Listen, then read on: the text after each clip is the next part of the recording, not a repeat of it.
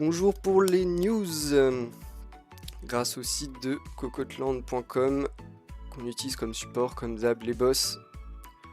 Alors, est-ce qu'on va avoir des trucs intéressants aujourd'hui? Des trucs atypiques, on espère. Des prix, des dates, on espère. On va voir. On va voir ça tout de suite. Et on va commencer avec le sommaire. Alors, sur quoi nous... Ah sur quoi on s'est arrêté hier? Pardon. S'arrêter sur l'analyse de l'évolution des manettes.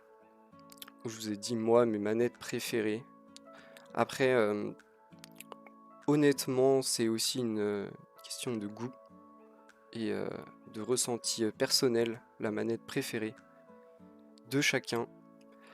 Aujourd'hui, qu'est-ce qu'on va avoir? On va avoir des PC all-in-one. Alors, si vous ne connaissez pas les PC all-in-one, restez, on va vous les présenter. C'est très très simple, et vous en avez sûrement déjà vu. On continuera avec un petit SSD de 500 Go. On va voir de quoi il en retourne, mais on va essayer de pas y passer trop de temps. On aura ensuite un record du monde de battu sur de la RAM. Très marrant, sûrement. Je crois que j'ai cette info-là et je pense qu'on va bien aimer. Moi, je vais bien aimer en tout cas. On continuera avec de l'écran 2K 165 Hz sur du PC portable. Incroyable. Ça c'est pareil, très atypique, on aime voir ce genre de choses. Des 3090 disponibles chez Top Achat hier. Alors je ne sais pas si elles sont encore disponibles, malheureusement. On a vu clairement que la disponibilité des cartes graphiques fraîchement sorties était compliquée. On espère que ça se solutionnera dans les jours, semaines, mois à venir. On espère. On continue avec des prix. Des prix sur des cartes mères. Ah oui, on l'avait vu, ces cartes mères Razer Edition en collab avec ASRock. On va aller voir, c'était très très cher. C'était très très cher si je me souviens bien. On aura ensuite un boîtier cast. Alors là, je ne sais pas de quoi il en retourne. Un boîtier visiblement, mais on va aller voir ça plus en détail. Du water cooling chez Thermaltake.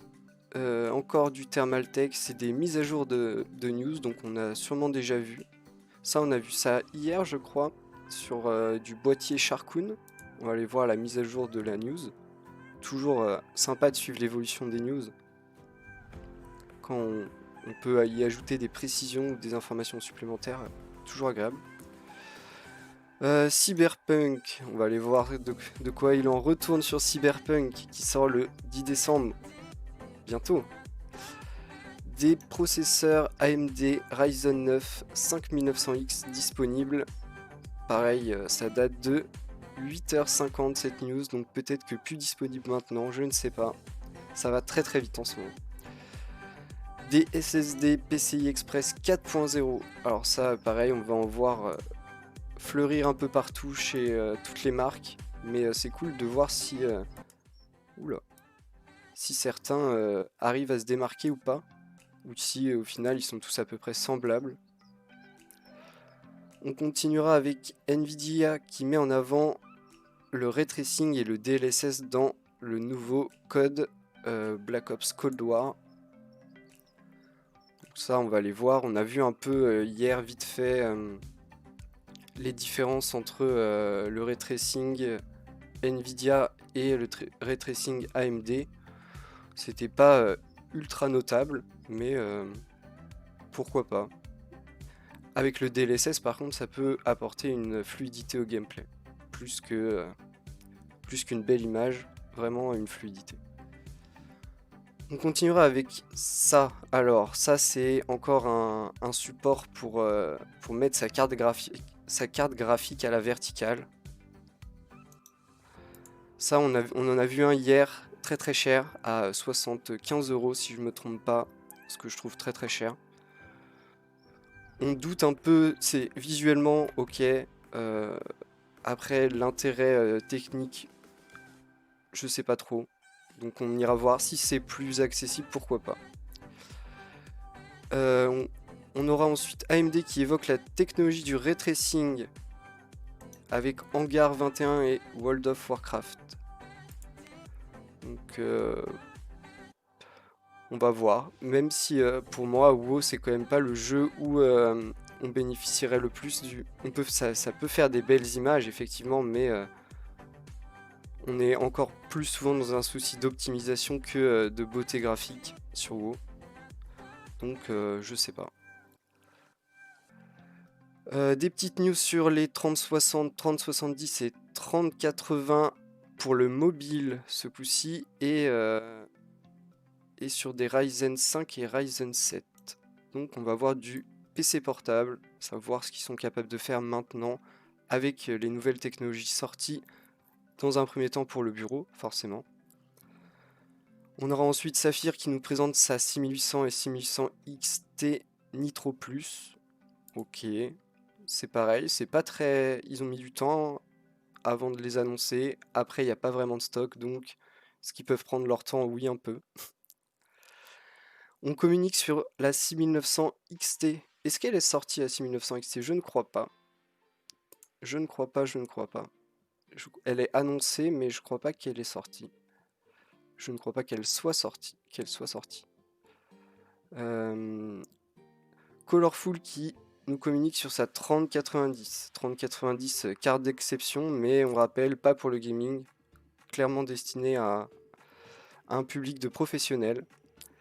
Et on finira avec une 6800 XT chez Yeston. Je ne connais même pas la marque. Je ne sais pas ce que vous en pensez, je ne connais même pas. On va pouvoir commencer direct. On a quand même pas mal de news, on va essayer de pas passer trop de temps. J'ai eu tendance à passer un peu trop de temps les deux derniers depuis le début de la semaine là. Donc on va pas trop traîner. On commence avec ces PC all-in-one. Donc un PC all-in-one, c'est-à-dire tout en un. Tout en un, donc vous avez pas vraiment tout en un en général, mais vous avez l'écran et la tour en un seul objet. Donc ça vous permet de poser votre écran sur votre bureau et que ça fasse tout votre ordi avec les connectiques à l'arrière de l'écran, bien évidemment. Donc là, qu'est-ce qu'on a dedans? On a des configs qui vont du Core i5 jusqu'au Core i9. Donc i9, on est sur de la grosse config. On a des écrans 22 ou 24 pouces. d'IPS Full HD. Donc voilà le visuel de la bête. Donc assez sobre, ça n'a pas l'air très épais. Souvent c'est un peu le problème du all-in-one, ça vous fait forcément un écran plus épais qu'un écran classique parce qu'il faut bien mettre tout le PC, tout le matériel derrière l'écran. Qu'est-ce qu'on retrouve réellement? On aura du stockage en M2,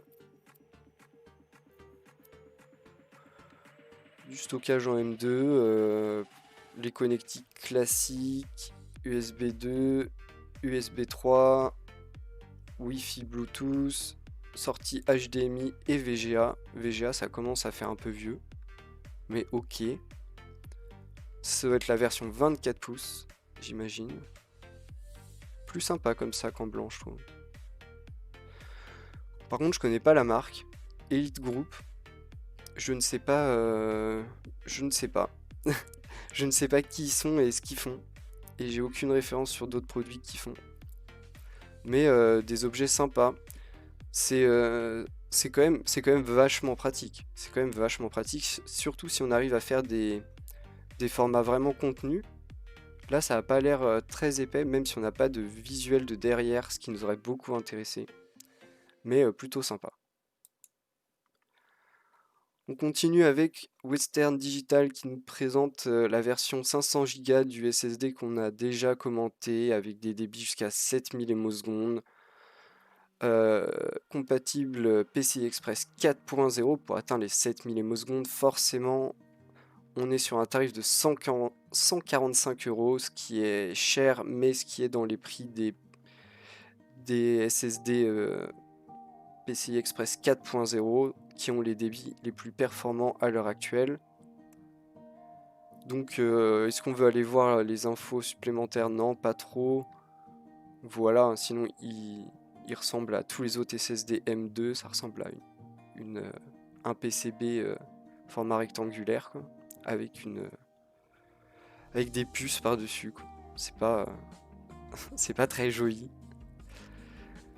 Garantie 5 ans.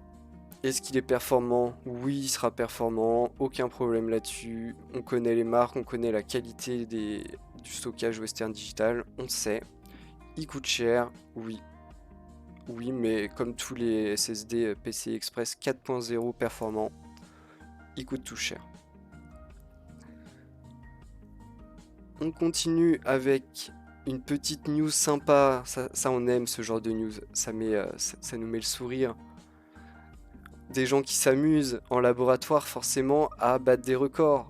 Ce coup-ci, record du monde battu sur la fréquence de la RAM avec des barrettes cruciales balistiques max qui montent à 7004 MHz. 7000, donc pour comparer, moi j'ai de la vieille RAM qui tourne à 2133. En général, sur la RAM actuelle, on est sur de la DDR4 qui tourne entre 2666 et 3600, voire 4000 pour les gens qui payent très très cher des RAM à très haute fréquence. Là, 7000. Hein. 7000. Donc, bien sûr, refroidi par azote liquide. On connaît maintenant le LN2, l'azote liquide qui régale, qui donne ce genre de visuel et ce... Donc voilà, hein, la barrette est ici. La barrette de RAM est ici, vous voyez, là, le truc qui se fait congeler par le refroidisseur. Le processeur est aussi refroidi par azote liquide, on le voit ici.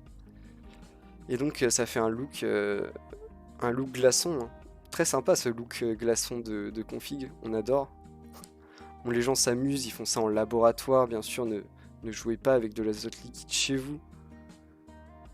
Donc voilà, on a un CPU AMD Ryzen 5 Pro et une carte mère MSI MEG B550 Unify X. Donc ils sont amusés, ils ont de l'azote liquide et ils ont trouvé un moyen de battre un record du monde. Bravo, félicitations. C'est très marrant. On approuve totalement ce genre d'initiative. On continue avec cette news qui est plutôt intéressante, qui nous informe de la présence d'écran 2K ou QHD ou 1440p, ça dépend de ce que vous voulez. Ça signifie en gros la même chose, mais juste c'est des façons différentes de le dire. En 165 Hz, c'est-à-dire 165 images par seconde maximum affichées sur votre écran, ce qui est très très propre, sur des ordi portables 15 et 17 pouces. Alors 17 pouces pour moi, il y a toujours le problème de portable. 17 pouces, souvent on est plus sur du transportable que portable, tout de même, parce que en général 17 pouces ça commence à faire du poids. Qu'est-ce qu'on a dans ces PC? On a un i7 10870H, donc très propre, avec de la pâte thermique de type métal liquide, donc ça aussi très propre. Une 2070 Super en carte graphique dédiée, donc ça reste très propre. Au moins 16 Go de DDR4 et au moins 1 Tera de SSD en PCI Express, donc avec des débits très performants. Le visuel. Le visuel, plutôt sympa, plutôt propre, assez sobre malgré le rétro-éclairage multicolore du clavier. Après, personnellement, je trouve le rétro-éclairage du clavier assez important. Après, multicolore au goût de chacun. forcément. On a même des prix. Bon, les prix sont élevés. En même temps, au vu de ce qu'il y a dedans, c'est pas étonnant. On est sur du 2200$ pour la version 15 pouces et 2300, seulement 100€ de plus pour la version 17 pouces. Avec un bundle comprenant une souris avec son tapis et un casque micro. Donc voilà les bundles. Donc pour 2200$, vous avez la version 15 pouces avec la souris, le casque et le tapis de souris. Donc plutôt propre. La marque, quelle est la marque? Elutronics. Je connais pas la marque, donc je peux pas vous en dire quelque chose vu que je ne connais pas. Mais les specs techniques sont bons. Le visuel est bien. Moi ça marche, pour moi ça marche. Le prix est élevé, mais au vu de ce qu'il y a dedans, il n'est pas non plus abusé. Donc ce serait intéressant de voir des tests plus approfondis. On continue avec deux 3090 qui sont disponibles, enfin qui étaient disponibles ce matin chez Top Achat à 1729 et 1779€. Donc c'est une PNY ou une Palite. Donc des marques que je ne connais que je connais PNY en termes de marque, mais pas trop sur les cartes graphiques, et Palette je connais pas. Et à des tarifs dignes d'une 3090, c'est-à-dire au-dessus de 1550, qui est le prix de la Founder Edition, qui est indisponible à jamais. Il doit y en avoir 10 de disponibles encore chaque semaine en France, et c'est tout. Voilà le visuel, la PNY qui ressemble à ça avec les trois ventilateurs, la Palette avec ce look assez spécial, mais ça peut marcher auprès de certaines personnes, j'imagine. Moi, je suis pas trop client de ces effets-là, mais pourquoi pas? Pourquoi pas, pourquoi pas? Voilà, c'est tout. Après, il parle des autres trucs pas en stock, on va pas en parler, c'est pas drôle. On continue avec ça. Ça, c'est marrant, on en a entendu parler il y a quelques jours. Peut-être une dizaine de jours, je sais même plus. Enfin, je sais qu'on en a parlé. Et c'était une collab ASRock et Razer qui nous sortent des cartes mères. Alors c'est cool, elles sont ok, voilà, visuellement c'est ok, aucun problème. Le prix, maintenant, le prix, on est sur du 400$ pour la B500, la X570 et 300$ pour la B550. En ce moment, c'est le moment. En ce moment, c'est le moment. Il y a une baisse sur la X570 qui est à moins 100$. Donc, si vous voulez l'acheter, c'est le moment. Mais il faut quand même être fan Razer parce que ça reste très cher. Ça reste très cher. Honnêtement, ça reste très cher. Peut-être la X570 à 300$, c'est plus, enfin c'est plus ok. C'est pas cher, hein, faut pas se mentir non plus, mais c'est plus ok. Mais j'avoue qu'une B550 à 300$, ça fait un peu mal. Tout de même, on espère qu'elle profite de toutes les techs possibles et imaginables hein, à ce genre de prix. Mais l'objet est sympa et c'est un peu l'effet édition limitée qui explique ce genre de prix. On continue avec Asa qui présente son boîtier cast. Alors, qu'est-ce que ça veut dire un boîtier cast? Oula. Oula. Ils ont oublié un bout. Alors, pourquoi il y a un trou? Qu'est-ce qu'ils nous disent? Alors déjà, ça pèse 10,5 kg. C'est lourd. Sans verre trempé.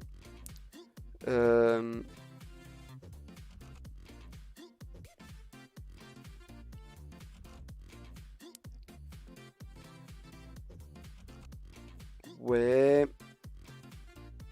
En fait, je comprends pas trop. C'est pour l'ouvrir? C'est ça? Je sais pas. Je sais pas l'intérêt d'avoir ce... C'est un truc pour l'ouvrir. Ouais, c'est bizarre hein, quand même. C'est étrange. On a du mal à voir... J'ai du mal à voir où est vraiment l'intérêt du truc. Ça fait un peu effet gadget là, comme ça. Et du coup, on peut pas... Là, il est fermé au maximum. Mais du coup, il y a un trou. Quelle est cette sorcellerie? Pourquoi mettre un trou?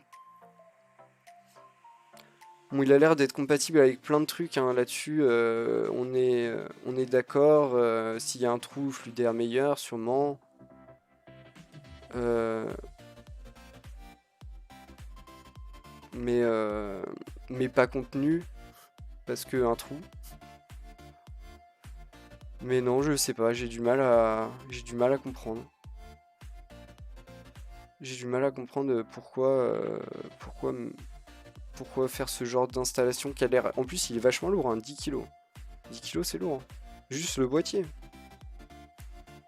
Donc je sais pas. Alors ça, c'est une mise à jour de news. On avait déjà vu, c'est un kit de water cooling custom.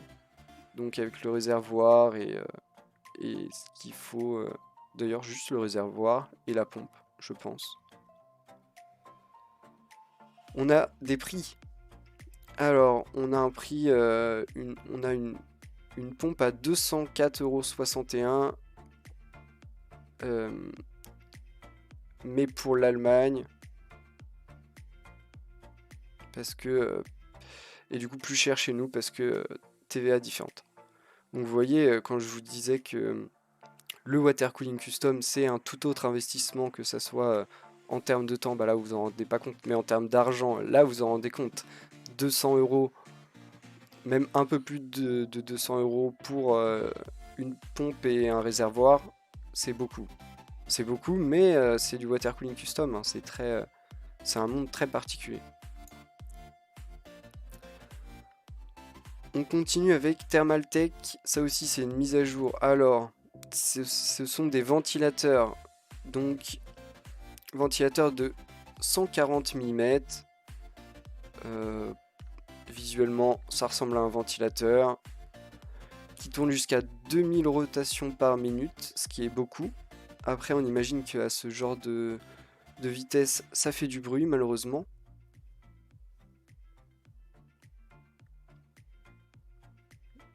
Franchement, je vois mal comment à 2000 tours minute, tu fais pas de bruit. Mais qu'est-ce qu'on a comme information? Le prix. Très bien ça, très bien le prix. Alors, donc on rappelle, des ventilateurs de 140, on est sur des prix de 26,22 € à l'unité et de 46,69 € le pack de 2. C'est un peu cher tout de même. Je m'attendais à moins cher. Parce qu'en vrai, même les ventilateurs un peu haut de gamme et tout, on est rarement au-dessus des 30 € l'unité. Là, on est à 26,22 €. Je sais pas. Moyen convaincu. Ça me donne pas spécialement envie de me dire, oh, j'essaierai ces ventilateurs-là, quoi. Mais j'ai peut-être tort. On continue avec une autre mise à jour de news sur des boîtiers qu'on a vu hier. Celui-là et celui-là, on en a parlé hier, on va pas en reparler. Quelles sont les news? Les tarifs, très agressifs. Le premier est à 40 €, le deuxième est à 50, très attractif, donc 50 € celui-là, qui est plutôt ok en termes de design. Je ne connais pas trop la marque, donc en termes de qualité, je ne me prononcerai pas, mais en termes de design, plutôt sympa, et celui-là en version beaucoup plus sobre, à 40 €. Très intéressant. En vrai, en entrée de gamme, ils ont des designs sympas, des prix très accessibles. On aime bien. On aime bien, on aime bien. On continue avec Cyberpunk 2077. On compare la version PS4 Pro et la version PC et visiblement il n'y a pas photo. C'est-à-dire... Allez, on va regarder la vidéo.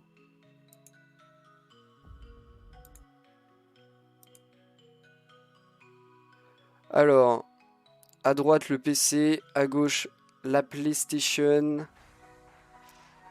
Ah bah je pense que si vous avez des yeux, vous savez, hein. C'est incroyable, c'est incroyable, c'est incroyable. La différence elle est tellement flagrante. Oh j'avoue que... Waouh. C'est... ça n'a rien à voir, hein. Je suis désolé, hein, mais pour moi c'est pas le... pas le même jeu là, hein.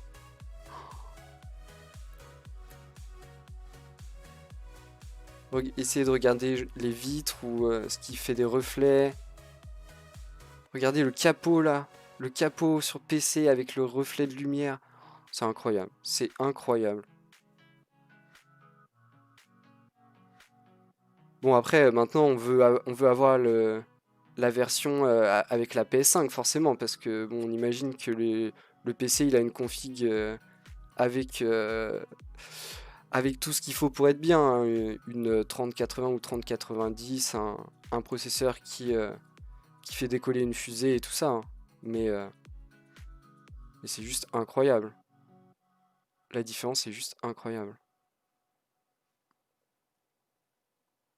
Eh, c'est pas le même jeu, hein. C'est pas le même jeu. Moi je vous le dis tout de suite, c'est pas le même jeu. J'en reviens pas. J'en reviens pas que ça soit autant notable.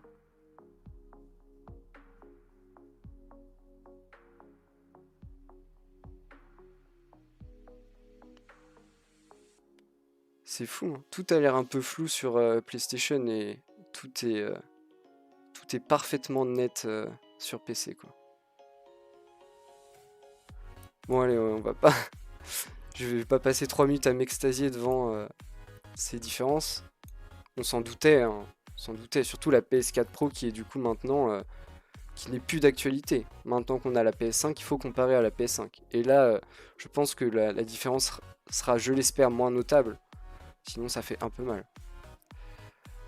On continue avec des disponibilités de AMD Ryzen 9 5900X, donc pas le plus haut de gamme, mais quasiment, dans les nouveaux processeurs sortis, chez PowerLab à un prix de 679 € en version boîte, ou avec un kit d'évolution, donc une carte mère compatible, le processeur 16 Go de RAM et un water cooling de 240 mm pour 1039 €. Si ça vous intéresse, foncez-y, parce que pas sûr que ça soit encore disponible.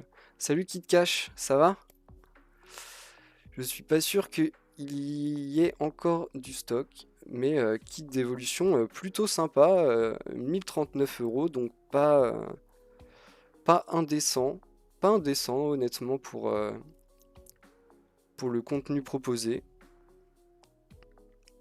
Et bah voilà, quantité très limitée, donc si ça vous intéresse, faut pas traîner.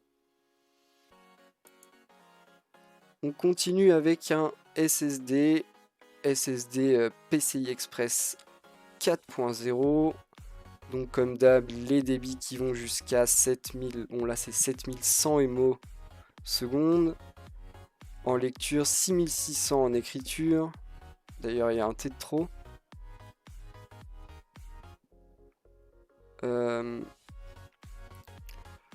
Donc, bah, en vrai, ça, c'est les débits maximum qu'on atteint très rarement, faut pas se mentir. Par contre, on est sur un tarif plus accessible que le Western Digital et le Samsung qu'on a vu précédemment, parce qu'on est sur du 199 $ pour 1 Tera, là où les autres on était plutôt dans les 250. Donc intéressant en termes de prix. Après, je connais pas sa Brent. Je sais même pas comment ça se prononce, vous voyez. Mais, euh, mais c'est bien, c'est plus accessible. Après, à tester. Est-ce qu'on a un petit graphe? Bon, on n'a pas de date de disponibilité. On a des tarifs pour les versions 2 Tera à 399 et la 4 Tera à 799. Bon, là, ils se comparent aux autres stockages, mais bon, en vrai, on sait qu'ils vont être au-dessus. On est sur du PCI Express 4.0, les dernières connectiques qui permettent les débits les plus importants. Donc, normal que ça soit au-dessus du PCI Express 3.0, qui est la norme d'avant, et du SSD SATA, et encore plus du disque dur classique en SATA. Ça, on se doute bien. Mais 200 € le Tera, ça commence à être des tarifs qui peuvent intéresser, qui peuvent être abordables en fait. Ça reste cher, hein, ça reste cher. Après, un SSD d'un Tera, c'est beaucoup aussi. Surtout dans les dernières technologies, hein, faut pas se mentir. On continue avec Nvidia qui met en avant les technologies Ray Tracing et DLSS. Alors, moi je me suis toujours posé une question. Est-ce qu'on a des jeux où on peut activer le DLSS sans le Ray Tracing, ce qui permet d'aller grappiller en performance pour avoir une expérience toujours plus fluide, sachant que dans les codes, si vous avez des amis qui jouent beaucoup à code, vous savez qu'on peut jouer sa vie à code et que c'est très respectable comme tout jeu avec un peu de compétition.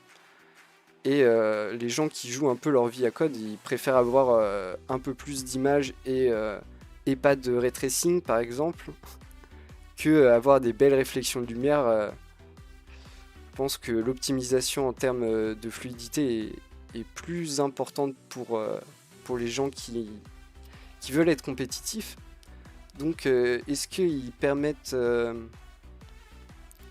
cette fonctionnalité de faire juste tourner le DLSS pour avoir encore plus d'images et même de le faire tourner? Je me pose aussi cette question parce que on sait qu'à la base le DLSS il est là pour qu'on puisse faire tourner de la 4K sans faire brûler notre carte graphique. En fait c'est ça. Parce que la 4K demande beaucoup de ressources et on est capable d'afficher de la 4K, mais ça va baisser grandement notre nombre d'images par seconde, donc la fluidité. Et c'est un peu horrible de devoir choisir la beauté ou la fluidité. Moi, je trouve que c'est un choix un peu cornélien, surtout si si c'est pas un jeu qui a vocation à être une compétition. Parce qu'encore quand c'est compétitif, on veut bien. Moi, je comprends très bien l'idée de je préfère que ce soit plus moche et être sûr que d'avoir aucun lag et d'avoir une fluidité optimale. Si c'est pour la compétition, ça je comprends. Mais quand c'est un jeu classique, et encore plus dans un jeu solo, un peu aventure avec une histoire, un scénario, et là on veut une immersion, et c'est un peu, il faut trouver l'équilibre avec la beauté et la fluidité. Et donc je me demandais si pareil, le DLSS, est-ce qu'il pouvait marcher pour autre chose que de la 4K? Est-ce que parfois il est proposé, par exemple, pour... peut-être pas pour du Full HD, parce que du coup les cartes qui permettent le DLSS sont actuellement que des cartes assez haut de gamme, mais même pour du 2K, est-ce qu'on peut avoir du DLSS sur du 2K pour avoir, par exemple si on a une 2060 et qu'on joue un jeu vraiment qui vient de sortir, qui commence à galérer un peu parce qu'on met tout en ultra, est-ce qu'on peut tricher avec le DLSS pour avoir une expérience maximum sans avoir à changer de carte en 1440? Je ne sais pas. Si quelqu'un a l'information, ça m'intéresse beaucoup. Mais si c'est pas le cas, il devrait le faire. Parce que je suis sûr que c'est pas si compliqué que ça à faire. Si elle est capable de faire de l'upscale pour de la 4K, il peut bien faire de l'upscale du Full HD vers le 1440. Je vois pas en quoi ça pose des problèmes. Et sinon, cette news, est-ce qu'on va en dire plus? Non. C'est bien que ça soit disponible. Après, pour COD, c'est peut-être pas le jeu qui profite le plus du ray tracing. Et les gens qui jouent à des... COD, c'est quand même un fast FPS. Ils ont pas le temps de regarder les rayons de lumière. On continue avec un autre support vertical. On a vu un hier à 75 € qu'on a trouvé cher. Voilà. On se pose toujours la question de l'intérêt technique. L'intérêt visuel et esthétique, on le comprend. Mais technique, pas sûr. Ici, on a un prix plus contenu de 40 €. Mais ça reste un prix assez élevé pour, en gros, une équerre. Bon, ça a l'air d'être une équerre un peu plus élaborée qu'une simple équerre, visiblement. Voilà l'objet. Et bah, toujours des grandes questions sur ce genre d'objet. Je comprends bien hein, l'intérêt visuel. Regardez comment c'est beau de voir les deux ventilateurs, encore plus si vous avez du RGB sur vos ventilateurs. Donc non, c'est joli. C'est joli, ça on sera tous d'accord. Après, ça coûte 40 €, ce qui est quand même cher. Et est-ce qu'il y a un intérêt en termes de flux d'air? C'est pas fou. Sauf si vous avez une config ouverte, en vrai.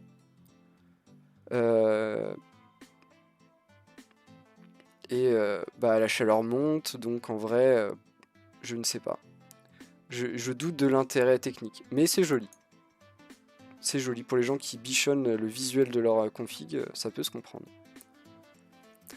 On continue avec le ray tracing, mais ce coup-ci chez AMD qui eux nous parlent de Hangar 21. Alors je ne connais pas Hangar 21. Et de WoW. Donc pour dire que leur ray tracing est disponible dans ces deux titres. Alors Hangar 21, visiblement ce serait une démo technologique.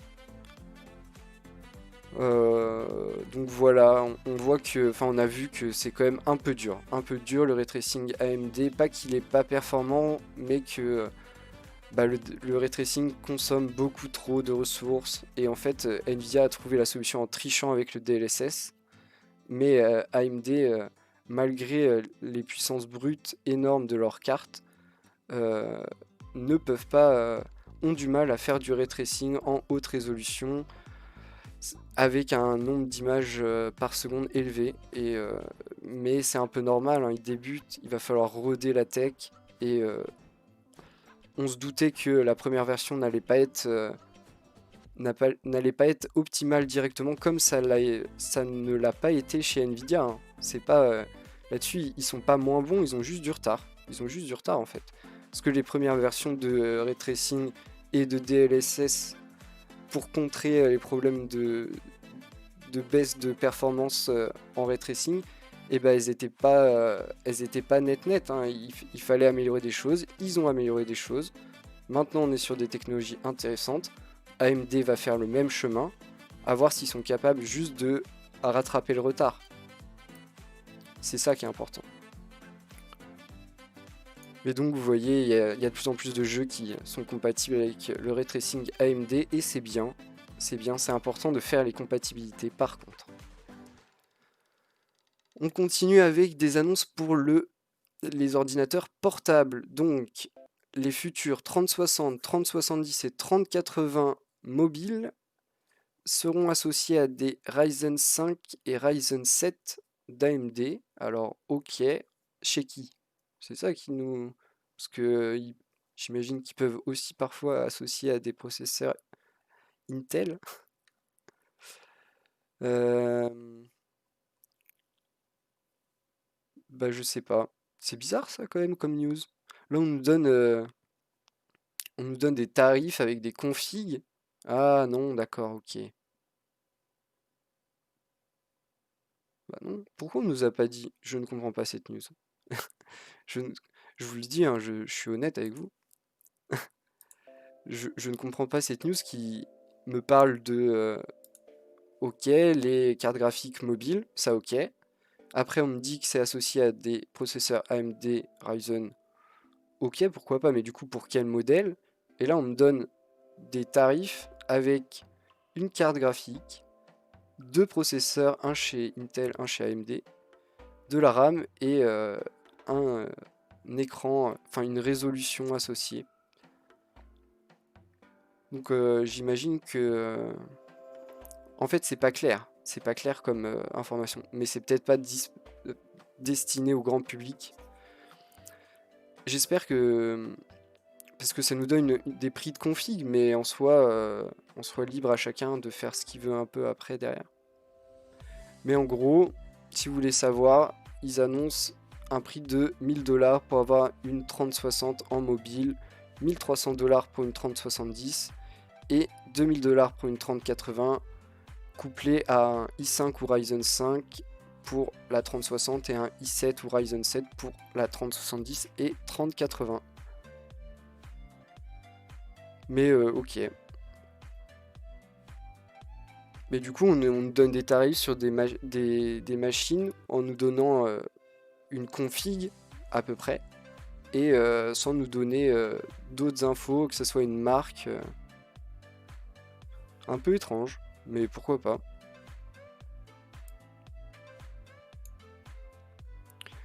On continue avec une 6800 et une 6800 XT chez Saphir, les Nitro Plus. Alors, oula, une alimentation 850 watts de recommandé pour les deux.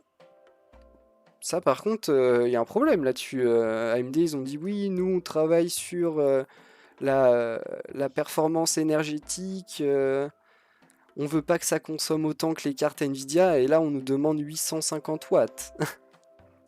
850 watts pour une 6800 ou 6800 XT. Je sais plus combien ils demandaient pour une 3080, mais je suis pas sûr que ça soit 850 watts. Hein. Je sais que pour une 3090, ils conseillaient grandement d'avoir 1000 watts, mais 3090, je crois que pour la 3080, c'était moins quand même. 850 watts, c'est beaucoup. En termes de visuel, rien de nouveau. Vraiment rien de nouveau. On a des fréquences très élevées sur ces cartes AMD. La 6800 XT qui aurait une température maximale de 68 degrés. Ce qui est pas mal quand même. Ça veut dire que ça chauffe bien. Mais 850 watts, c'est beaucoup. Bon, pas plus d'infos que ça pour l'instant. On continue avec ASRock qui nous parle de sa 6900 XT. Alors la 6900 XT, pour moi, elle n'est pas encore sortie. Elle devrait bientôt sortir, je pense. Mais elle n'est pas encore sortie. Donc ils nous disent 300 watts de consommation. 300 watts, c'est ok. C'est ok, 300 watts. C'est clairement ok, surtout que juste avant on vient de nous dire pour une 6800 XT qui on nous conseillait 850 watts de bloc d'alimentation. Là c'est 300 watts juste pour la carte forcément, mais ça laisse présager une consommation plus faible que la 6800 XT de chez Saphir. Ah non, remarque, on conseille aussi 850 watts en bloc d'alimentation. Peut-être qu'il table large aussi. Peut-être qu'il table large. Mais 850 watts, c'est beaucoup. Hein. C'est beaucoup comme... Enfin, c'est des grosses alimentations hein, déjà. Je sais pas si vous vous rendez compte, mais... sinon, en termes de visuel, ils inventent rien. Là, ils reprennent... Ça, c'est... Du coup, je sais même pas si c'est celle-là, parce que celle-là, c'est carrément la Founder Edition. Enfin, l'édition de référence AMD. On aura en termes de connectique 2 DisplayPort, un USB Type C et un port HDMI, 16 Go de mémoire dédiée et tarif attendu de 999 $. Mais ça c'est pour... Donc ils la mettent à un tarif annoncé égal au tarif de la carte de référence AMD. Ça m'étonnerait. Hein. Je trouverais ça étonnant. Peut-être, hein, peut-être. Et dans ces cas-là, on serait les premiers à applaudir, mais je trouverais ça un peu étonnant, tout de même. On continue avec Colorful, qui nous présente sa 3090 Neptune OCV. Alors, qu'est-ce qu'on a ici? On a une carte graphique très haut de gamme, forcément 3090, avec un refroidissement liquide et un radiateur de 240 mm, avec 2 ventilateurs, bien sûr, et une grosse consommation, 370 watts, 3 connecteurs d'alimentation, c'est beaucoup. Mais vous voyez là, on a 370 watts de consommation et on nous recommande 750 watts de bloc d'alimentation. Là où sur la 6900 XT, on nous dit qu'elle consomme que 300 watts, mais qu'on recommande d'avoir 850 watts de bloc d'alimentation. Là, faut m'expliquer. Il y en a un qui prend plus de marge que l'autre, ou alors, on nous ment. Salut Nairlock, ça va? Franchement, faut m'expliquer. Celle-là, elle consomme plus et ils disent, bah non, faut moins d'alimentation. Et l'autre, elle consomme moins, mais on dit, ah bah non, faut plus. Ça va, ça va. On a moins de news aujourd'hui, donc on prend un peu plus notre temps sur chaque news. C'est pas mal aussi, parfois, d'avoir moins de news. Donc sinon, visuellement, bah, très, très sobre, hein, comme la plupart des cartes refroidies par liquide. On a 3 DisplayPort et une sortie HDMI, donc classique pour les cartes Nvidia. Oula, page qui recharge. On n'a pas de prix. J'aurais bien aimé avoir un petit prix là pour savoir. On s'imagine que ça va être aux alentours des 2000 €, comme la plupart des 3090 à refroidissement liquide. Bon après, c'est un peu le top de la tech, hein, de prendre une carte graphique, déjà une 3090 et en plus refroidie par liquide, c'est un peu le top de la tech, hein. Mais cette histoire d'alimentation me pose des questions. Voilà. Et on finit avec une 6800 XT Waifu édition qui se profile chez Yeston. On va dire Yeston. Je connais pas du tout cette marque. C'est vraiment la première fois. Encore, il y a des trucs que je connais pas, mais que j'ai déjà vu passer ou j'ai déjà vu des trucs dessus. Là, clairement, c'est la première fois que je vois le nom de cette marque.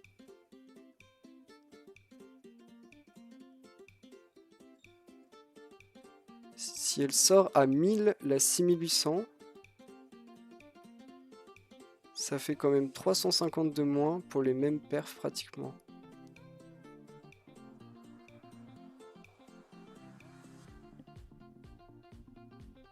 La 6800, elle est pas à 1000. Elle est à... Je sais plus. Mais elle est pas à 1000, c'est la 6900 XT qui est annoncée à... La 6900 qui est pas encore sortie, si je me trompe pas. Qui est annoncée à 999 $, carte de référence AMD aux États-Unis.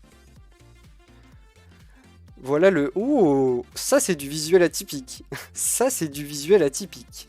Bon, on se doute que c'est pas pour nous, hein. Ça a l'air quand même d'être vachement pour le marché asiatique. Surtout au vu des écritures dans un alphabet asiatique que je ne connais pas. Et ce look un peu spécial. Encore plus en voyant la backplate. Après, ça peut intéresser des gens, vu que c'est atypique. Peut-être, hein. Peut-être.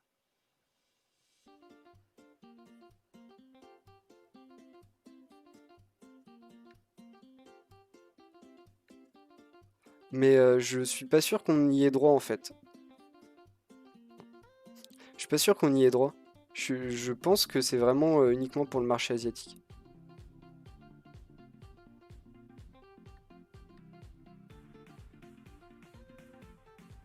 Et du coup, Yeston, il y a des gens qui connaissent ou...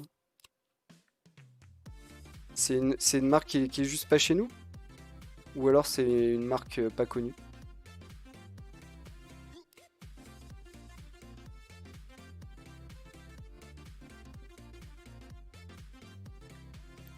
Moi j'aime bien cette partie bleue. J'aime bien cette partie bleue. Après, j'avoue que je suis moins mauve. Couleur mauve, c'est pas trop ma couleur. Mais il en faut pour tous les goûts. Mais une carte avec tout en partie bleue, là, comme ça. Pourquoi pas? Je leur donne des idées, on sait pas. Bon, allez, c'était la dernière. J'espère que vous avez apprécié. Bon, pas beaucoup de news très intéressantes aujourd'hui. Du coup, on a essayé de discuter un peu. Mais, euh, mais pas grand-chose de vraiment notable. On a eu une baisse de tarifs sur les cartes mères ASRock Razer Edition, donc tout de même, qui restent très chères, mais elles sont moins chères. Et si l'information pour dire que les séries 30 arrivaient sur mobile, mais bon, on se doutait que ça allait arriver, hein, forcément. Mais pas grand-chose de plus. Merci d'avoir regardé les actus du jour.